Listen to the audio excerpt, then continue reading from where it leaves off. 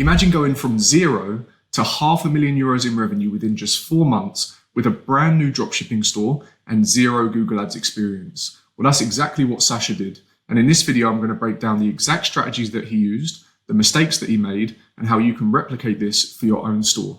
So let's get into it. Sasha wanted to build a profitable e-commerce store. But the problem was he had no prior Google Ads experience. Now, he had built stores in the past, but in the past he'd always used Meta. So Google was a completely new channel to him. But he knew that Google Ads had potential, and he wanted to learn how to tap into that potential and do things a little bit differently this time. He was motivated to scale fast and build a sustainable, profitable business. And in just 4 short months, he's done exactly that. So here you can see he went from zero to €513,429 in 4 months. Now, not only did he scale to that revenue, but he did so whilst maintaining an 859% return on advertising spend. Now, a ROAS like this is typically unheard of on platforms like Meta, but not so uncommon with Google.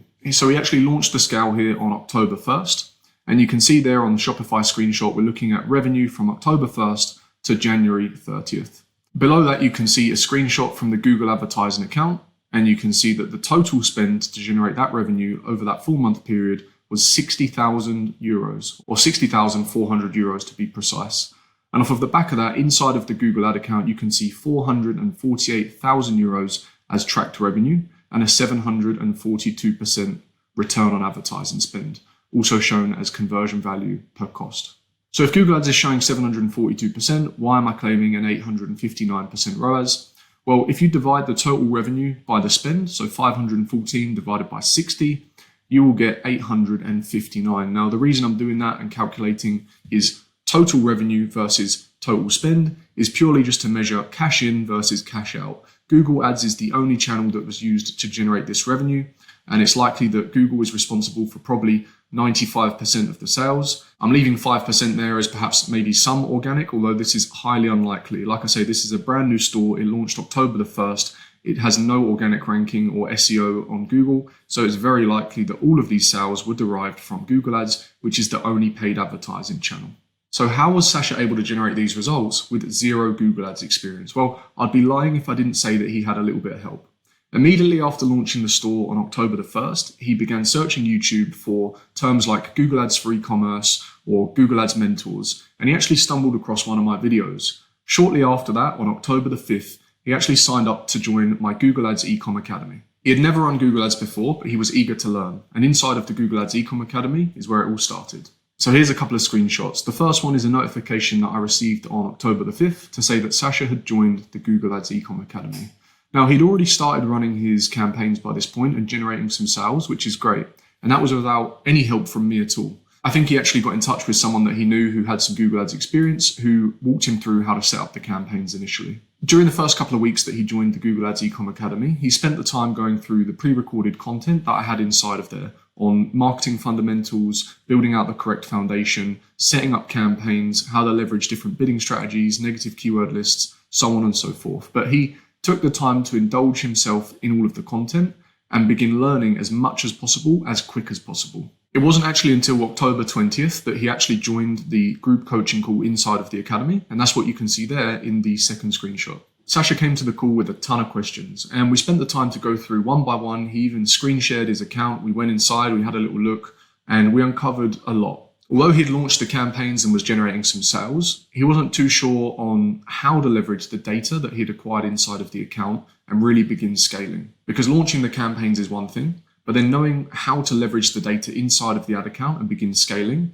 is a whole other thing altogether. Unfortunately, it's not quite as simple as just increasing the budget. So you can see here between the 1st and the 19th of October, Sasha had generated around €13,000. On the 20th of October, he joined the group coaching call. And like I say, we went through his account in detail. He had a ton of questions that I answered. And off of the back of implementing that advice, he then posted a win inside of the Google Ads Ecom Academy. He said, "Yo, everybody, quick update from Sunday's call. I implemented some of the things that Theo said, mainly changing my bidding strategy. We'll wait a couple of days before I implement more changes. On Sunday, I made only 2 sales with a 3x return on ad spend. Yesterday, after the change, I was at a 10x return on ad spend. And today, I woke up to a 20x return on ad spend at €700 revenue from €35 in ad spend. We'll let it simmer down for a couple of days before I increase budgets to make sure this is not just a fluke, and to see if performance indeed is consistent. But we are off to a good start for sure. Thanks, Theo. So let's just pause for a moment. 35 euros spend and 700 euros revenue at a 20x return on ad spend, just by implementing a few changes that I recommended to him verbally through a group coaching call. And this is the thing with Google, right? You really need to know how to leverage the data. And it could be something as simple as simply switching your bidding strategy. And I'm actually going to break down on the next slide all of the key things that we went through on that call and how we were able to generate these results. As you can see here, from October 20th onwards, when he implemented the changes, revenue is actually up 43% compared to the period prior. And you can see he generated over 2K, probably around about 2.5K in a single day. Now, on the coaching call, there were many things that we discussed, but I distilled it down to the 5 key changes that I recommend that he make off of the back of the things that I saw inside of his ad account. And I'm going to break them down for you right now. First and foremost was campaign structure and segmentation. So Sasha was leveraging search text campaigns and pushing traffic directly to a landing page. The existing setup included one ad group and multiple ads. Now, Sasha wasn't wrong to create multiple ads. In fact, that's a good thing. You want to be testing different ad copy against different keywords. The problem was that he didn't segment the keywords at an ad group level. So inside of his singular ad group, he had many different keywords that he was targeting. And then he was allowing Google to determine what ad to send them to, when really what he should have done is broken the keywords down into different ad groups based on the theme of the target. So for example, he could have been targeting a particular pain point in one ad group and then copy in the ad that was relevant to that pain point. But instead, he had all of his keywords in one ad group and then was allowing Google to determine what ad to send them to. The problem with this is inconsistency. If someone's searching for one particular keyword and then is seeing an ad that's dedicated to another keyword, it's not going to make sense. It's going to have a low relevance score and it's going to result in people just simply bouncing when they reach the page. So this was problem number 1. Second was match types. Okay, so Sasha had initially started with phrase match and then switched to broad match. This increased his volume, but resulted in a higher cost per acquisition and a lower return on ad spend. And it also mixed different match types within his singular ad group. Broad match is great, okay? It leverages AI to find search terms that are relevant to your keywords. The only problem is, if you don't have a lot of data inside of your account, then it can get costly very quickly. The only time I'd really recommend leveraging broad match is when you've already tapped out total addressable market with phrase match or even exact match. Total addressable market is you've reached the limit, okay? Of that keyword, there's no more people searching for that specific keyword, which is preventing you from scaling your budget further. At that point, I'd recommend switching to broad match, but Sasha was nowhere near that point. So switching to broad match too early simply resulted in an increased cost for him with regards to his cost per sale and also reducing his return on ad spend. So I recommended that he switch back to one specific match type per ad group. So if you want to test broad match against phrase match, you can do, but you're going to want to segment at an ad group level. If you have mixed match types within one ad group, then because broad match type has the most open targeting, as the name would suggest, broad match, Google will always spend where it can the easiest. So it's going to likely push most of your spend towards the high search volume, broad match keywords, which in this instance negatively impacted his campaign performance. So I suggested that he switch back to phrase match and, as I mentioned earlier, start to segment ad groups based on the keyword theme. Now, max clicks with a max CPC is typically where I recommend anyone start with a brand new search campaign. It's the same strategy that I use on my own businesses, those of my clients, and also my mentorship students. Once you begin to generate enough conversion data, then you can consider switching to a maximized conversion value bidding strategy and setting a target return on ad spend. Now, what I pointed out to Sasha was that the max clicks bidding strategy is great, but it focuses on volume over quality, which means it's going to focus on just getting as many clicks as possible, regardless of the purchase intent behind that click. Whereas maximized conversion value is going to be geared around quality. Its primary goal and interest is generating the most amount of conversion value for you. So in ecom, this strategy can work very well.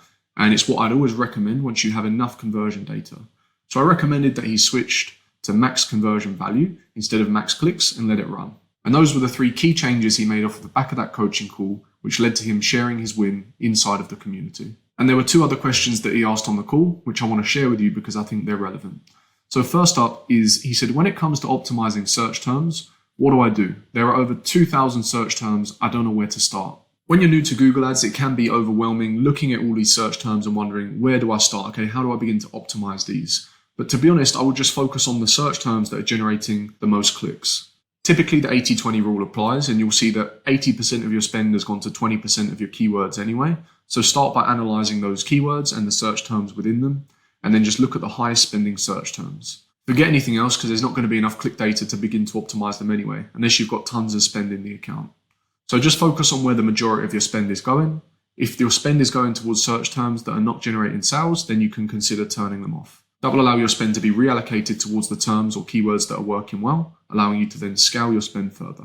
And lastly, Sasha asked, how often should I make changes? I don't want to upset the algorithm. I think this is a common misconception that people have based on their meta experience. Actually, you need to make the changes for your campaigns to continue scaling and moving in the right direction. I wouldn't worry too much about how frequently you can or can't make changes. It doesn't really matter. If there's enough data to indicate that a change should be made, then make the change. The problem that most people face with Google is they don't know how to analyze the data, and therefore they don't know what changes they should make and when. Which is why communities like the Google Ads Ecom Academy are helpful. It allows ecom business owners like Sasha to join with no prior experience, start building campaigns and ask questions as and when they need to, and receive bespoke advice that's specific to their situation.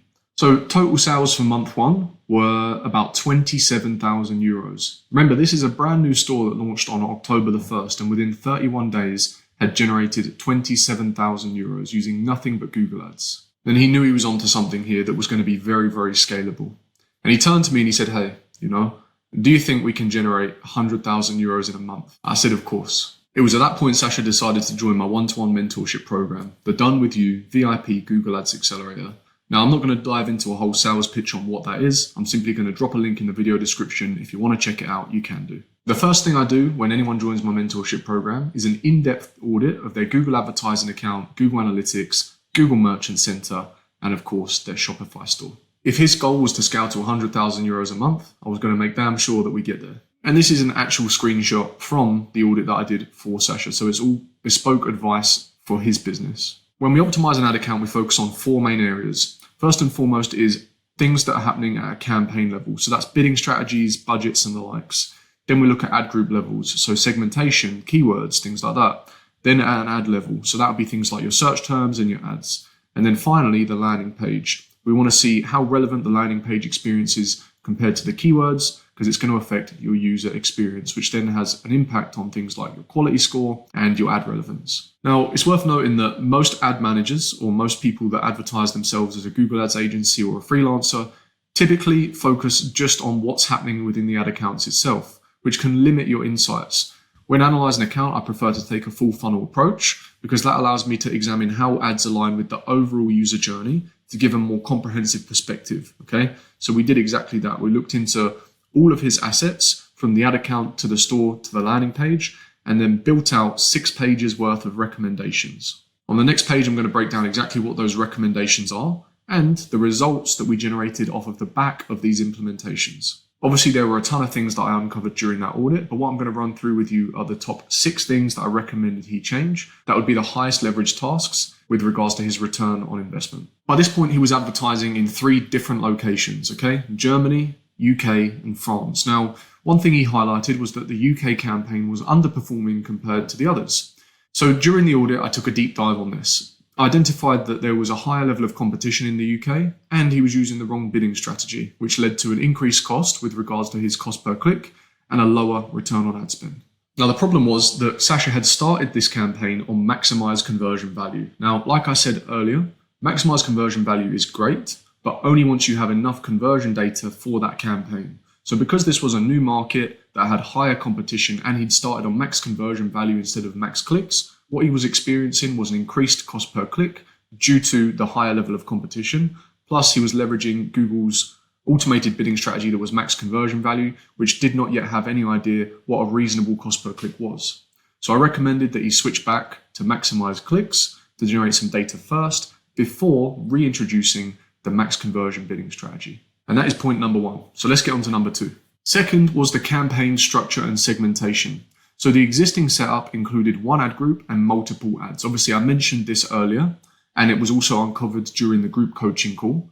But this was something that Sasha still hadn't resolved, which was leading to below average ad relevance. I already explained earlier why this is a problem, and I went through it on the group coaching call with Sasha. So I just reminded him that, hey, this is a big problem and you really need to fix this moving forward. You need to segment your ad groups based on the search theme and make sure that the ad is relevant to the keywords within the ad group. And that is point number 2. So let's get on to number 3. Next up, I identified that he was using broad match in certain locations with limited data, leading to an increased cost with regards to CPC and a lower return on ad spend. Again, I already mentioned this earlier and I explained it to Sasha in the group coaching call. Broad match is great when you have a lot of data, but initially you're probably going to want to start with something like phrase match or exact match while you generate conversion data. And when you reach total addressable market, which means you cannot spend any more because there aren't enough people searching for that specific term or terms relevant to that, then you can consider introducing broad match. I certainly wouldn't be using it with a brand new campaign on a max conversion value bidding strategy. And that is point number 3. So let's get on to number 4. I probably could have mentioned this one earlier, but I also noticed that he was using maximize conversion value bidding strategy with no target return on ad spend guidance. So because he was using the max conversion value bidding strategy with no target return on ad spend, Google wasn't aware of what his expectations were in terms of a return on ad spend. And Google is purely focusing on just getting as much conversion value as possible, regardless of how much it's spending, because there's no return on ad spend guidance. Obviously, I recommended that he switch back to max clicks anyway, but if he were to be using a max conversion value bidding strategy, then I would always recommend setting a small target return on ad spend once you generate some data. And that's point number 4. So let's get on to number 5. Next up, when I looked at an ad level, I noticed that there was very little optimization going on there. He wasn't using any pinned headlines and he was mixing asset languages. Personally, I like to set up at least one pinned headline when launching a search campaign. And usually it's very relevant to my highest spending keyword within that search campaign, so that the primary keyword that's triggering my ad is extremely relevant to the ad copy. And when I said he was mixing languages with regards to assets, some of the assets he was leveraging for Germany, he was also using for France and the UK. So there were French and UK ads that had German writing in them. Obviously, that's going to harm your click-through rate and maybe even trust factor of the store. That is point number 5. Now let's get on to number 6. Lastly, he was not running a branded search campaign. I recently launched a video on how to set up a brand search campaign. If you're not currently aware of why a brand search campaign is important, then check out that video. I'll put a link in the description. I know what you're thinking. Yeah, this all sounds good, but did you actually hit the 100K per month? Yes, we did, and we did it within 30 days. I'm going to show you exactly what happened when Sasha implemented the changes I recommended as per the audit. Let's take a look. Boom. As you can see, guys, 0 to 138,195,000 euros within just 2 months with a brand new dropshipping store. And I've added some arrows here just to give you a little bit of a timeline of events, okay? So as I mentioned, October 5th, Sasha joined the Google Ads Ecom Academy. On November 14th, he joined my Done With You VIP Google Ads Accelerator. You can see the point in which he implemented the changes from my audit. Just look at the graph. And within 14 days of implementing those changes, he practically hit a 10K day. He did 9.2 thousand euros in 1 day, which is almost 10,000 US dollars. Remember, this is a brand new store that's 2 months old. And here's what Sasha shared inside of the community. Quick update, hitting milestone after milestone. We made 9.2 thousand euros, close to 10K USD in revenue yesterday. I can't believe it. I'm part of this program since October the 5th. Asked my first questions inside of the coaching call on October 20th. So it's been more than 1 month of implementing Theo's advice. I will make a more detailed post about the month of November and what Theo helped me achieve so far, because we are hitting milestone after milestone. There is no way I would have hit this without Theo's help, especially not that early. This store turns 2 months old on December the 1st. You can see there as well a revenue screenshot from the store where he did 9.2K within 1 day. The target for November was 100K and we smashed it already. Not only that, but I actually want to point out what we spent on ads. If you look there inside of the Google Ads dashboard, you can see the total spend for the month of November was 9,000 euros. He spent 9,000 euros to generate 111,000 euros in sales. That is a 1,230% ROAS, a 12.3x. Not only did we hit the 100K per month goal, we did it within 2 weeks of working together. Now, I told you earlier that Sasha's ambitious, right? So he sits me down in December and he says, yo, I've got a new goal, all right? I want to scale this store to €1 million per month. Now, what I like about Sasha is not only is he confident, but he actually comes with a plan to back it up. So he sat me down and he said, hey, all I need to do is I need to sell 3 different products in 5 different markets, each doing 2.5k per day. And when he broke it down to me like that, I thought, okay, yeah, actually 1 million a month, why not? So let me share with you a breakdown of what that would actually look like. As I mentioned, we'd have 3 different products in 5 different markets, each doing 2.5k a day, which would be 37,500 euros per day in revenue. And if we can do that consistently over 30 days, that's 1,125,000 euros in revenue per month. And we didn't hesitate. We got straight to it. So month 3, we started launching new products in new markets. And I'm going to show you exactly what we were able to achieve. We went from 0 to 342,414 euros within 3 months. You can see there for the month of December, at the end of the month, we'd generated a total of 177,355 euros.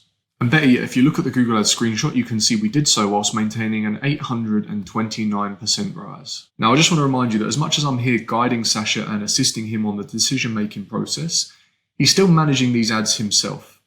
So December of 2024, he spent 20,000 euros on ads inside of his Google Ad account. This is more than most Google Ads freelancers spend. So to be able to do that and maintain the return on ad spend that he did is absolutely fantastic. At this point, he was still advertising 1 product and serving 3 different markets, the UK, France, and Germany. He'd also started researching a new product that he was soon to launch and was busy building out the landing page for this new product. By month 4, he'd generated a total of 513,429 euros. In January 2025, total revenue for the month was 172,561 euros, and overall return on ad spend for the entire 4-month period was 742%. Keep in mind that the actual ROAS was higher than this. As I mentioned at the start of the video, the true ROAS is 859%. Google Ads is the only platform that he was spending on and the primary sales channel for the business. A more accurate way of measuring it would be revenue divided by ad spend, which is 514,000 divided by 60k in ad spend, which will give you a ROAS of 859%. By month 4, Sasha had started targeting 2 new markets, bringing him to a total of 5. So he expanded also into the USA and Austria. In addition to that, he launched his new product and began targeting initially in Germany, which is exactly where he started with the first product. By this point, Sasha was spending about 26,000 euros spread across 7 campaigns. Each product in each market had its own campaign. So he had 1 product serving 5 markets, which is 5 campaigns. And he'd also introduced his new product, which was just serving 1 location, for a total of 6 campaigns, plus the branded search text campaign that I recommended he set up. So a total of 7 campaigns. Now this is beginning to get quite a lot, okay? To be managing 26,000 euros across 7 campaigns, there's a lot of data there that needs analyzing. And by this point, Sasha was still only leveraging search campaigns, okay? We hadn't done anything on shopping. There was no remarketing set up. There was very little split testing or experiments going on.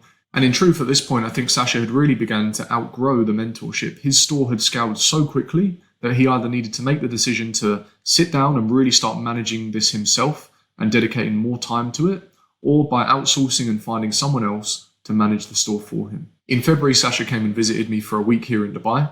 We spent a lot of time together, sat down and discussed his store and what his goals were. And we decided that if he really wants to hit his goal of 1 million euros per month, then it's probably time that he outsourced ad management to a dedicated account manager that would just be solely responsible for his account and his success. And it was at this point that Sasha decided to onboard with me at my Google Ads agency, Profit Driven Marketing. Now, even though I've been working with Sasha by this point for 3 months, and I have a good understanding of his account, we still conducted a whole nother audit and built a bespoke scaling strategy for Sasha that we're going to proceed to implement. Keeping aligned with his goal of 3 products in 5 different markets, each generating 2.5k per day. As I mentioned earlier, up until now, Sasha had only really been leveraging search text campaigns. And we want to scale a bit more aggressively, both horizontally and vertically. So not only are we going to consistently optimize his campaigns, we're going to make sure that we're also leveraging things like advanced bid adjustments, so things like devices, locations, and audiences. But in addition to that, we're going to introduce some additional networks. So that would either be a Performance Max campaign or something like a shopping campaign to gain more exposure on the shopping network, and then also some additional campaigns. If he has some creative available or he's able to get some, then we can start leveraging demand gen. In addition to that, on the basis that he's spending a significant amount now on a monthly basis, we'd look to introduce third-party tracking and attribution, just so that we can get a clear understanding of how each of the individual networks that we're going to implement is assisting with regards to the the attribution journey. Plus, we want to make sure we get as much conversion data back into that ad account as possible so that we can optimize as best as possible. Now, the other thing when expanding into many different markets with many different campaigns is we want to make sure we have a good way to visualize all of that data. So we'll make sure to implement something like Looker Studio or perhaps even Supermetrics so that we can export all of the data into nice visual graphs, charts, or sheets where necessary. Last but not least, in addition to all of the other things I mentioned, we'll also be implementing many different split tests and experiments to make sure that we're constantly testing while scaling to maximize efficiency. And that is how we're going to scale this business to €1 million per month.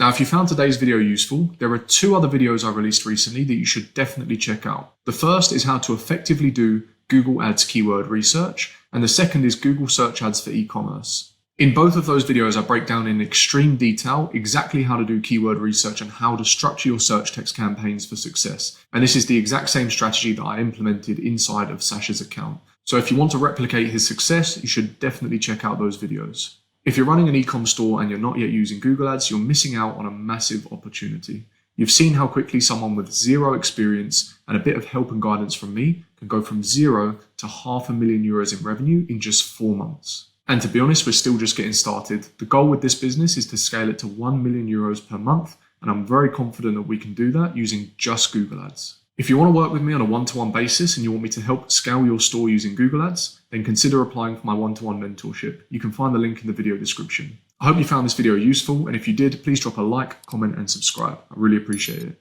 Take care, and I'll see you in the next video.